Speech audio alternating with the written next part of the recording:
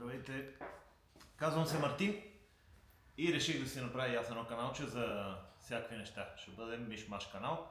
Нещата, които ми харесват на мен, свързани с моята работа, това са инструменти и отделно хобито ми е коли. Коли, пътувания и тем подобни неща. Сега съм тук в халето и искам да ви покажа инструментите, които ползвам. Аз работя като хендимен или в България сръчко, мисля, че му викат. Не съм в България, но все пак всичко, което ще ви покажа, може да ви е потребно на всяка точка по света. Това е целият инструмент, който ползвам, да кажем, ежедневно. Това ми е основната чанта, това ми е чантата с дрелката, трионче. Значи, това е трионна батерия, 12 волтов и върши много добра работа. Така, почвам да ги оставям показаните неща настрани. Шлайк, също на батерия. Този е на марката Milwaukee, както и и дрелката ми също е на Milwaukee. Тук си нося една кутийка с такива коронки за пробиване на дупки в дърво най-вече. Дърво или гипсокартон, затова ги ползвам. Понеже върша само дребни работи, не правя цялостни ремонти и такива неща, всичко ми е така доста минималистичен комплект инструменти. Не знам дали ще се види хубаво така, но почвам да ви показвам така нещата. Значи в тази чанта съм си сложил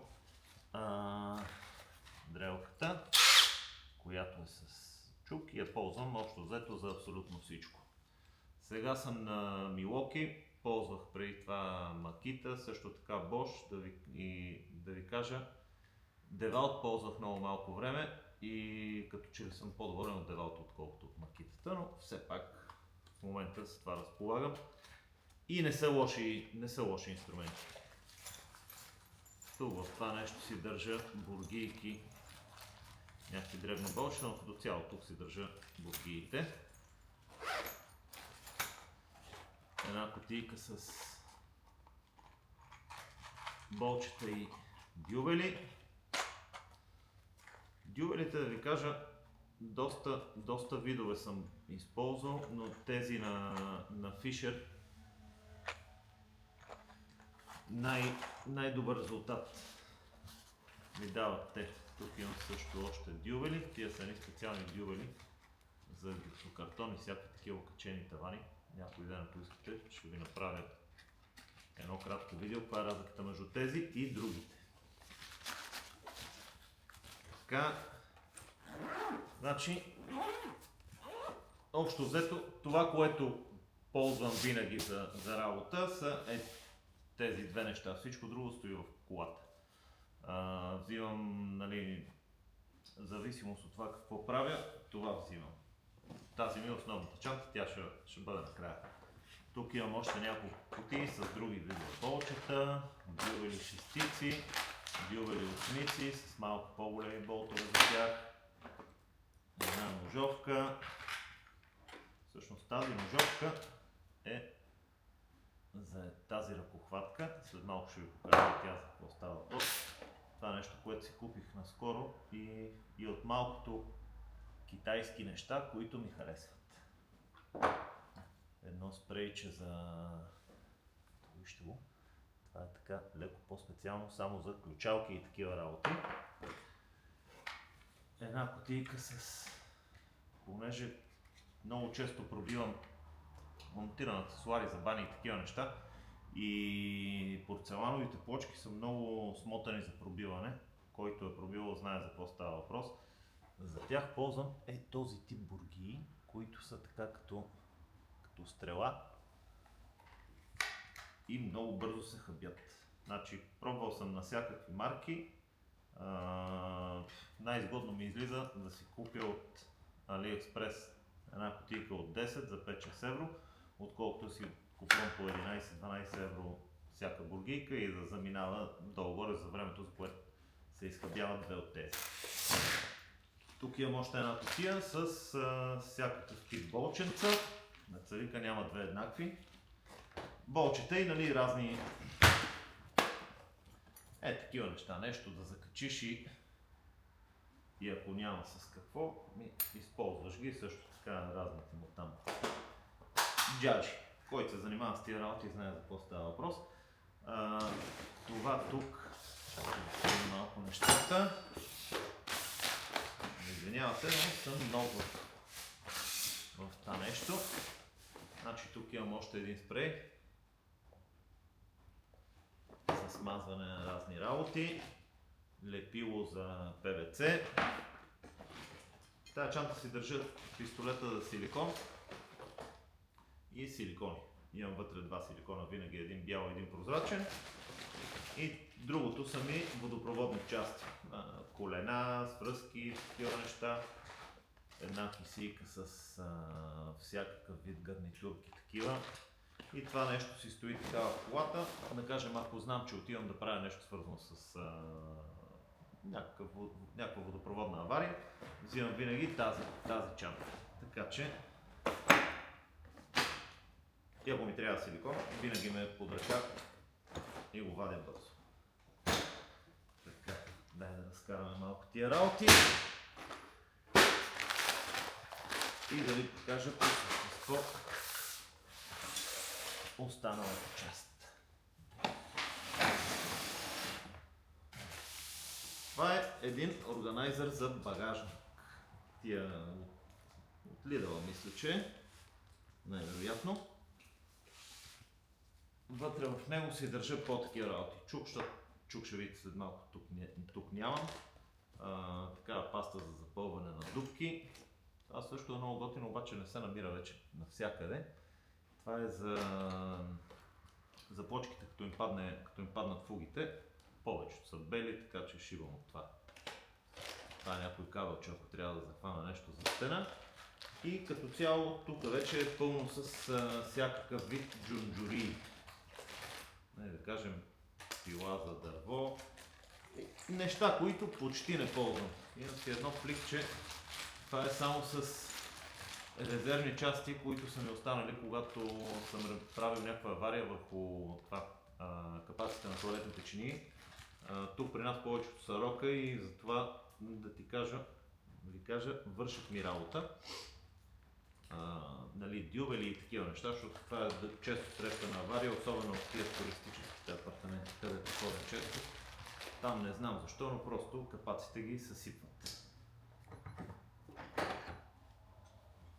Това е един от най-важните ми инструменти. Докато го открих този ключ преди 10 на години, направо се бях сбъркал. Как да затегна кран на кухня или намивка, който се е разклат. Нали знаете?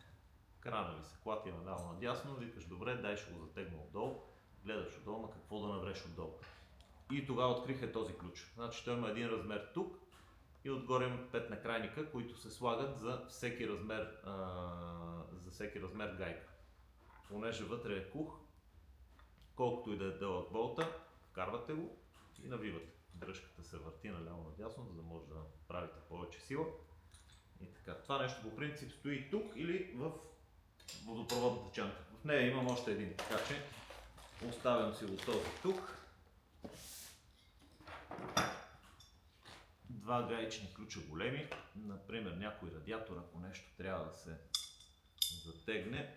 Няма смисъл да се носи това нещо постоянно всеки ден в голяма кутия. Един по-малък, който вече, да ви кажа, ми хартисва, понеже си купих днес друг. И един още по-малък, който също се прибира в мазата.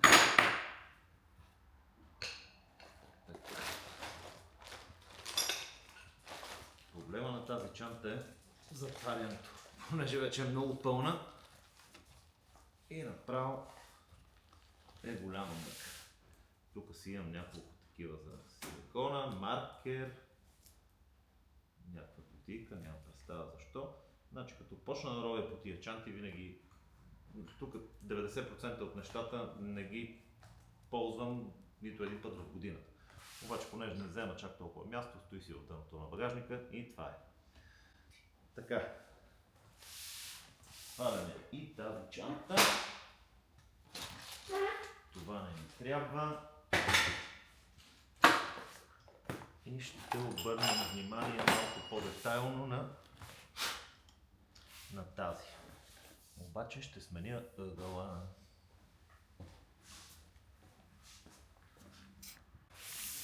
Добре. Мен вече няма какво да ме гледате чак толкова. Я да центроваме малко масата, понеже и масата е импровизирана. Така. Окей. Значи, това е... ползвал съм няколко вида чанти. Тази ми е от преди 10 години минимум. Аз от 15 години се занимавам с това професионално. И да ви кажа, върнах се сега наскоро пак към нея, понеже е най-здравата. Това е стара чанта за фотоапарат. И така, пред имаме едно малко джобче, в което си държа ето тези неща. Фазомер. Комплект 600 грами. Една малка отверчица. Тя е кръстата отпред. И от тази страна е плоска. Една малка тричотка, която вече я махаме. Трябва нещата да се нивелират. Имаме тук някакви клемички. Това тиксо също е много яко. Това е автовулганизиращо тиксо. Това като имате някакъв теч някъде, така се разпъва и се навива около тревата. Значи, по принцип, ако е трева без налягане и такова, веднага на момента спира теча. Тая джаджа за ако трябва да работите така по ъгъл. Не съм нагласил нещо камерата, както се тая. Тук разни елементи за захващане. Една запалчица, аз съм пушач, имам винаги в джоба, но все тая. Тук са изпаднали някакви дребни гарнитурки. Още една клемичка. Тук в тази кутийка си прибираме такива тимощуроти. Гарнитурките също ще ги сложим тук. Но като цяло най-важното тук са ми тия колелца, които са на параваните в баните. Това нещо ми е голям проблем, като отида някъде и винаги се чупят. Или се разхлабват и падат.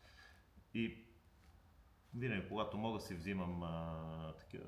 Дори някой изхвърлил някой на улицата нещо, спирам и си взимам колелцата, защото са много трудни за намиране. Комплект ножчета за напетни нож, малко тел.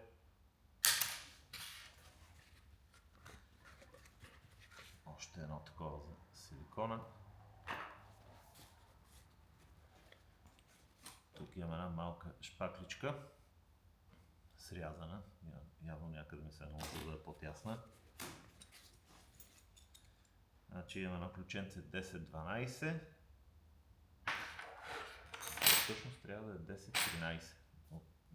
Объркал съм го, но това също е 10-13. Този ключ го ползвам много, защото е плосък. Значи на плъзгащите врати много често им се развиват гайките отгоре и провисват, така че с това ключенце ми е много по-лесен достъп, отколкото с това, защото е малко по-широко. Но пак нали, и това влиза. Това, което не влиза, е това, което ползвах до сега. Това ключе там не влиза, понеже е доста по-дебеличко. Затова вече няма да го нося много. Това също е един много готин ключ. Това е тричотка. От тази страна е 8. Тук е 10. Тук е 12. И тук е 13. Марката е KS-Tools. Не знам дали ги имате там при вас, но това е уникално ключе. Аз по принцип, както виждате, съм доста голям минималист. Не обичам да нося много неща. В началото носех, нали сещате. Всеки носи една голяма кутия с инструменти и в един момент си даваш сметка, че не ползваш дори една четвърт от тях. Още една шпакличка, някаква гарнитурка, изпаднала, едни клещи за рязане.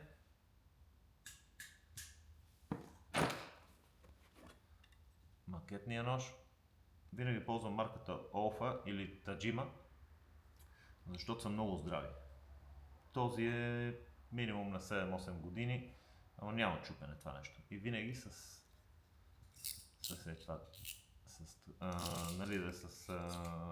на винт да се застопорява. Тия другите, където са бързите, изобщо не ми харесват. Доста са неудобни, падат им ножчетата, тук е само едно ножче, нямаш такива проблеми с падането на ножчетата. Това ключенце също ми е едно от любимите. Както виждате, доста миниатюрно, обаче като го отвориш, има доста голям захват. Това е на марката Knipex. Никой не знае как се произнася това име, като съм гледал в интернет. И е този, който си купих днес. Това е ключ на Бако. Много ми хареса. Късичък е, но не е толкова къс, колкото други. Защото, например, все пак трябва да има някаква дръжка, за да можеш да направиш така повече сила. Отваря се до размер 34.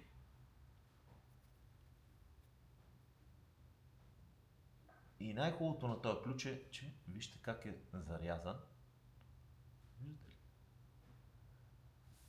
И тук е тъничък. По-тънък е от този и вече ще ми влиза точно на тези врати, които са ми най-проблемни. И така разрешавам проблема. Например, кога трябва да монтирам някой кран. Кран на душ. Там, понеже ходя само с тази чанта по принцип, това ключенце ми става малко. С малкото, точно за крановете на душовете не стигам да ги монтирам, но с този ми е напълно достатъчно. Така, какво ще имаме тук? Един маркер.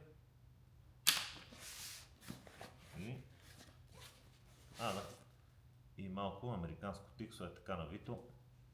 Не съм го ползвал никога, но просто е така. Не взема кой знае колко място и да си стои вътре. Така, отваряме големия джоб.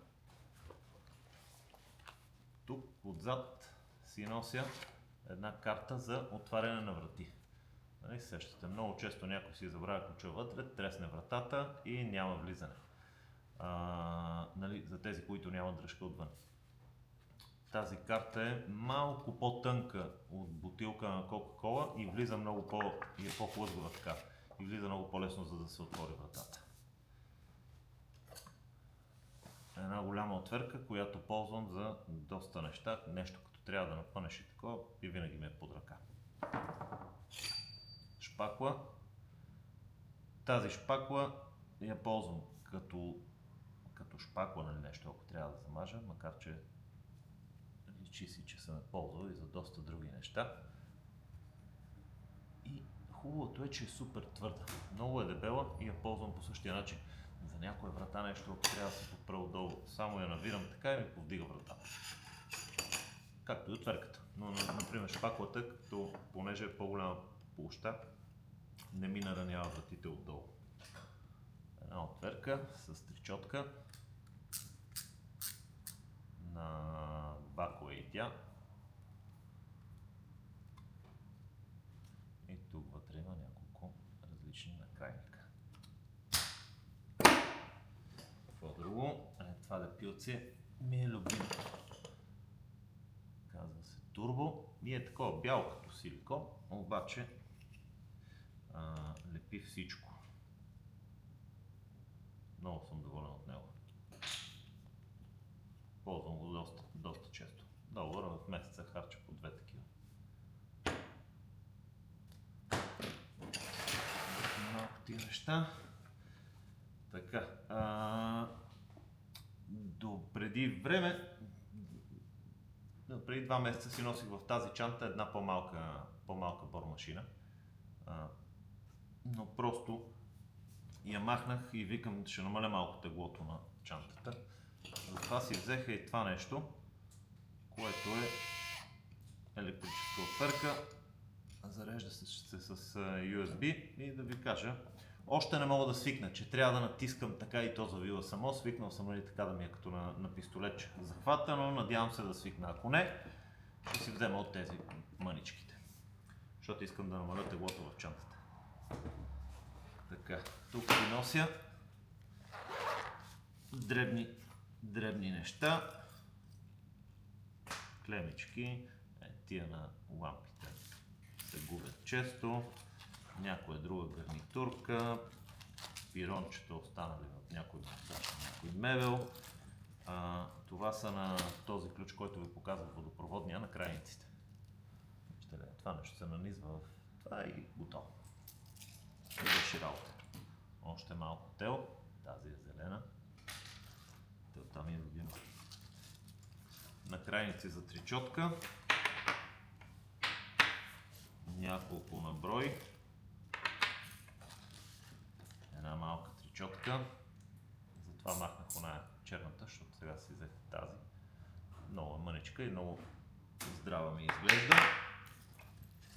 Един удължител.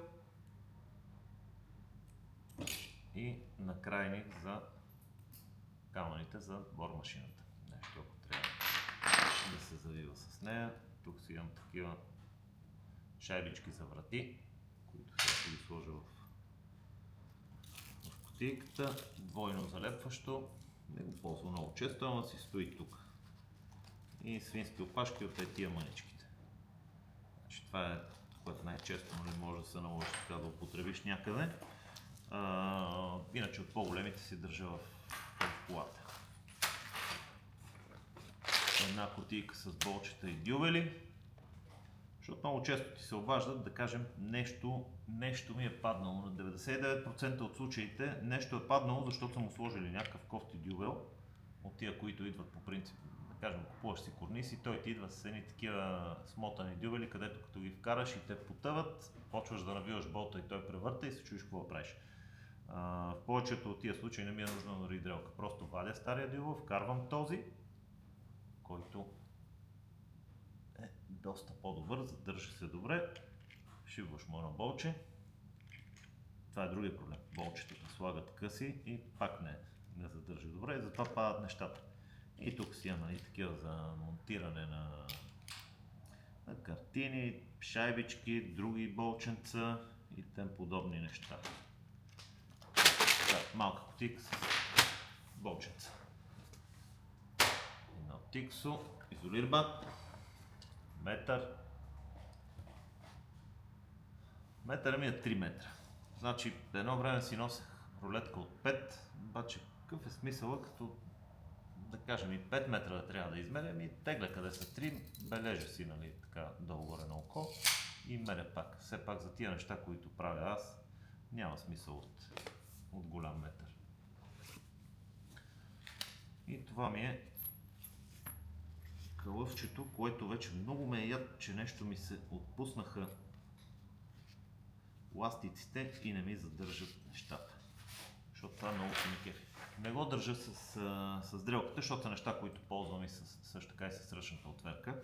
Но тук са ми основните бургии. Моливче, бургия осмица, бургия за плочки, бургия шестица и накрайника за завиване на болтовете.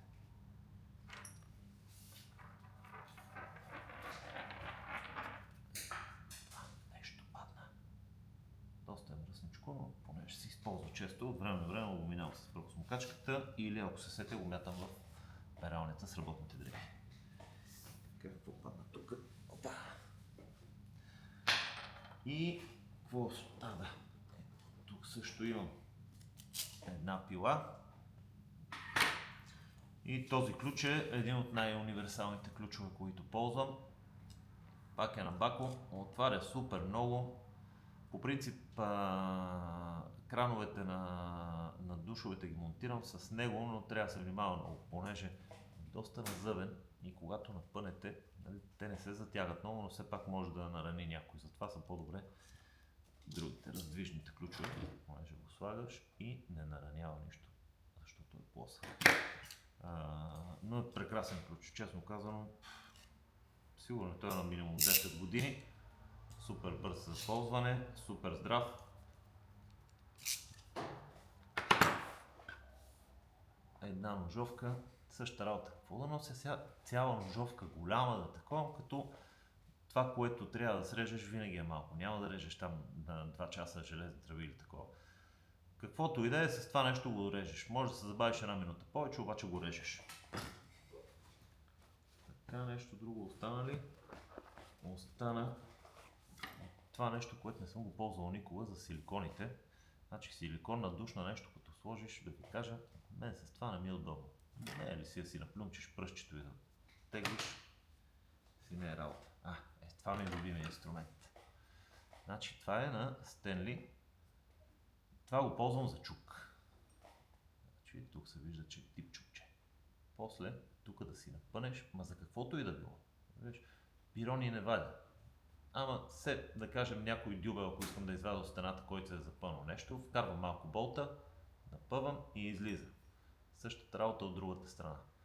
Вкарвам под вратата, дигам го и се повдига. Изобщо за всякакъв вид неща ми върши работа и си стои тук, не пречи и е много универсален инструмент. Така, да ви кажа, това е. Я да вдигнем малко камерата, да се сбогуваме. Това е, което ползвам. Много бих се радвал да ви е от употреба това видео. Чакай, не забравяй за китайския инструмент. Значи това нещо го видях, бях доста скептично настроен, обаче до някъде върши работа. Не го ползвам, сложих го, стоя ми един месец в чантата, все пак цялата работа върши с това, обаче да стои в багажника на колата не е проблем. Значи, това е ръкохватка, на която, да кажем, може да си сложиш обикновена ножовка. Опа! Чет ми ръцете. Тук натискаме така и мушкаме ножовката и я задържа. Обаче, забележете, има различни дупки вътре, които са за различни видове ножчета. Ето, например, ножче за зеги. Взимаме го и го бутваме. Не знам дали се вижда, обаче ножчето за зеги влиза тук и се задържа супер яко. Да ви кажа, не съм пробвал дали е удобно да режете така с късо ножче толкова. Но все тая. После другите ножчета, тия където са по-големите, които ползвам на онази машина, по същия начин. Те влизат тук, където влиза ножовката и си става трионче. Това вече ми изглежда доста добре. И това са ножчета, които се продават навсякъде. Може да си го купите от всякъде. Например, ако пътувате на някъде и сте луди като мен и си носите инструментите на самолета, това нещо може да го носите, това не. Вече като стигнете там на място, може да си купите. И готово. Да ви кажа, това е... мисля да ви направя още така... от тук нататък да си говорим за инструменти, за работа, как се правят някои неща или поне как ги правя аз. Също така за коли, поне съм голям маняк на колите. И нещата, които съм си направил по колите. Сега, например, ще ви покажа това нещо, как стои всичко подредено в багажника ми. Хайде! Значи, това е. Автомобила ми е Honda Insight хибрид. И понеже тук резервната гума, да ви кажа, не се събира, затова ми се наложи да използвам мястото за други цели.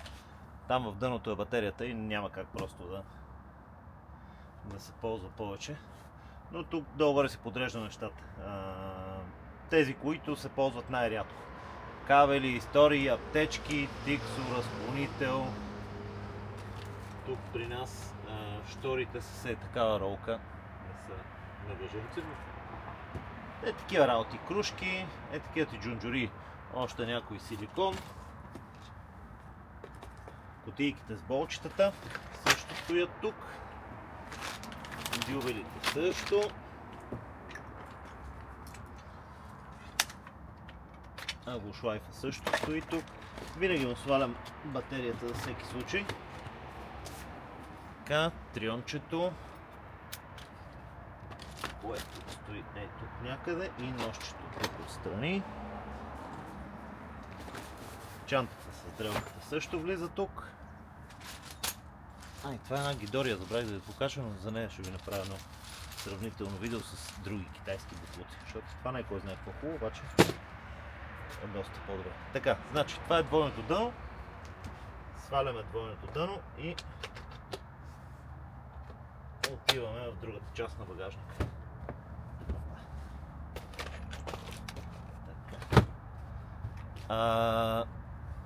Виждате, че имам това капаче и това е, което използвам по принцип. От него отварям и си вадя машината или каквото още ми трябва. Доста ми е под ръка всичко. Така, после в дъното слагам този китюк. Отстрани тук ми стои тази чантичка. Чантата с водопроводните неща от тази страна. И ето тук ми стои резервната гума, която имаше едно кълъвче, което не става вече за нищо. И в резервната гума съм наслагал неща, които ще извадя от багажника, понеже вече